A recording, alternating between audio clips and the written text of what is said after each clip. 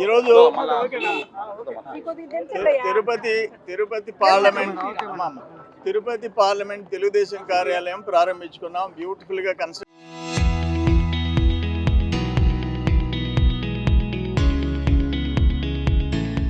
జరిగింది. ఆయన ప్రధాన కార్యదర్శి దివాకర్ రెడ్డి గారు 2 నెలల్లో దీన్ని కన్స్ట్రక్ట్ చేయించారు. ఒక కేంద్ర మాజీ మంత్రి ఒక జిల్లా అధ్యక్షురాలుగా ఈరోజు బాధ్యతలు స్వీకరించిందంటే నిజంగా స్వాగతించాల్సిన విషయం. అట్నే తుడా చైర్మన్ దివాకర్ రెడ్డి గారు కూడా యాక్టివ్ రోల్ ప్లే చేసేవాడు.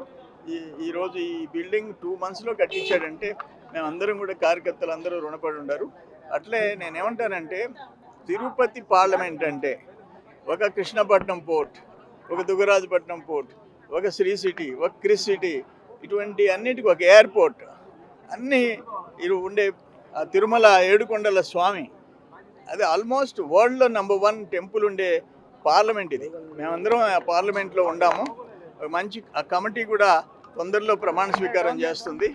ఈ జరిగే అభివృద్ధిని చూసి ఓచుకోలేక మాట్లాడుతున్నారు. క్రిస్ సిటీ ప్రధానమంత్రి గారు అక్కడ వర్చువల్ ఫౌండేషన్ వేశాడు.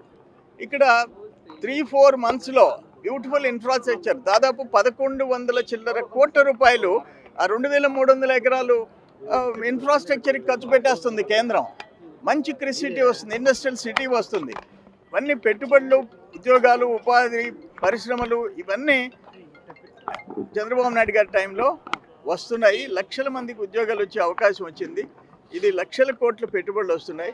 ఇది స్వాగతించాల్సిన సమయం ఇది. అటువంటిది అవతల ఉండే పార్టీకి ఏంది, వాళ్ళకి పరిశ్రమలు రాకూడదు, పెట్టుబడులు రాకూడదు, అమరావతి డెవలప్ కాకూడదు, పోలవరం పూర్తి కాకూడదు. అటువంటి ప్రధాన ప్రతిపక్ష పార్టీ ఈరోజు అక్కడ ఉంది. అందుకని దురదృష్టకరం. ఏదేమైనా ఈ అభివృద్ధి ఆగదు. అక్కడ మోడీ గారి ఆశీస్సులు, ఇక్కడ పవన్ కళ్యాణ్ గారి సపోర్ట్ ఉంది, చంద్రబాబు నాయుడు గారు కష్టపడే ముఖ్యమంత్రి ఉన్నారు, లోకేష్ బాబు సపోర్ట్ ఉంది. అందరం కలిసి ముందుకు పోతాం. ఎవరు ఆపలేరు. ఆంధ్ర అభివృద్ధిని గురించి ఎవరు ఆపలేరు. అమరావతి ఒక బెస్ట్ సిటీగా ఏర్పాటు కాబోతుంది. ఏంది రోజా మాట్లాడే ఆమె అసలు ఆయన తిరుమల దేవుడి దగ్గర పూజ చేసి తీర్థం ఇస్తే తీర్థం పక్క పారబోసే ఆయన ఎవరు? జగన్మోహన్ రెడ్డి. ఆయన పార్టీలో ఉంది ఆమె. ఆయన గురించి ఆయన కనీసం సతీమణి కూడా రాదు ఆ దేవుడికి వస్త్రాలు ఎత్తుకొని పోతే.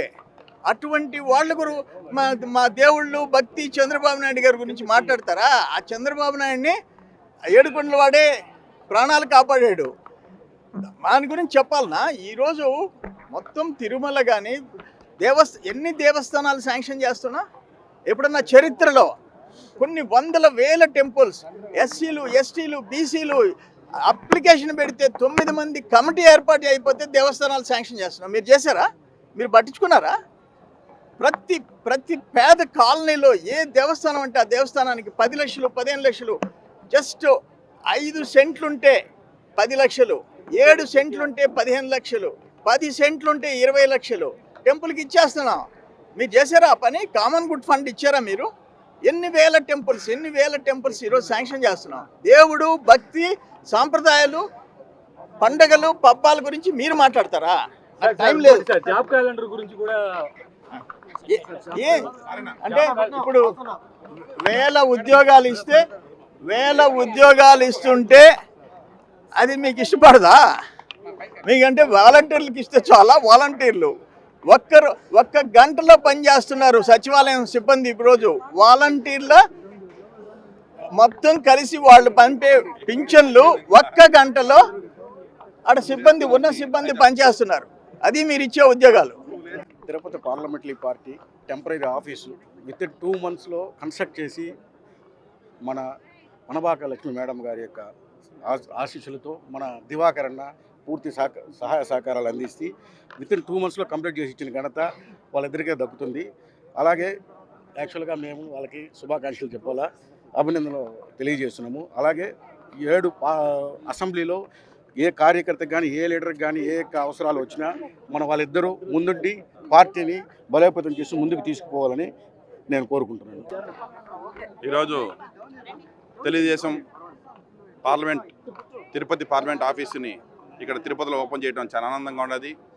మొత్తం తిరుపతి పార్లమెంట్ అంటే 7 సెగ్మెంట్లు కూడా ఖచ్చితంగా కార్యకర్తలందరూ కూడా మంచి జరిగే విధంగా ఎవరు ఏ ఇబ్బంది జరగకుండా ఇది వాళ్ళందరికీ కుటుంబం, ఇది అందరూ కూడా ఏ టైం అయినా వాళ్ళ ఆఫీస్కి రావచ్చు. వాళ్ళందరూ కూడా పార్లమెంట్ ఉన్న కమిటీ, జిల్లా కమిటీ చైర్మన్లు, డైరెక్టర్లు, పార్టీ కార్యకర్తలు అందరూ కూడా ఈ కార్యాలయాన్ని వచ్చేసి వాళ్ళకి ఏ విధంగా కావాలో, పార్టీకి ఏ విధంగా వాళ్ళ తరపున సహాయం పడతారని చెప్పి అందరూ కూడా దీన్ని ఈ పార్టీ కార్యాలయం వాడుకోవాలని చెప్పి మనస్ఫూర్తి చెప్తున్నాను. అదేవిధంగా ఈరోజు రాష్ట్రంలో చూసినట్టయితే మన ముఖ్యమంత్రి చంద్రబాబు నాయుడు గారు, మన యువనాయకు నారా లోకేష్ గారు వాళ్ళు ఎంత కష్టపడుతున్నారు.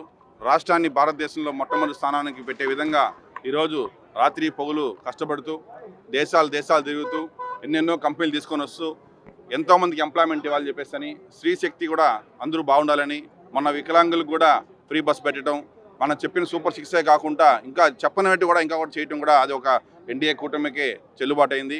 ఎందుకంటే మీకు అందరూ తెలిసి ఈరోజు మనకు 2019-2024 వరకు రాష్ట్రం ఏ విధంగా అతలాకుతలం అయిపోయింది. అన్ని విధాలుగా ఈరోజు రహదారులు లేవు, డెవలప్మెంట్ లేవు, కంపెనీలు లేవు, ఏమీ లేవు. కానీ వచ్చేటువంటి 20 నెలల్లోనే ఈరోజు చూస్తుంటారు మీరు ఎన్ని రహదారులు వచ్చాయి, డెవలప్మెంట్స్ ఎన్ని జరుగుతున్నాయి, కంపెనీస్ ఎన్ని వచ్చాయి.